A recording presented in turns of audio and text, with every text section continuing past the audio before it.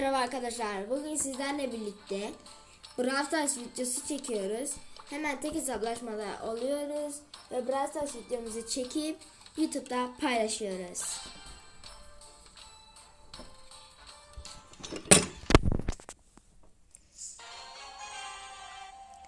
Brawl Stars oynayan arkadaşlarımız ID'lerini yoruma atabilir.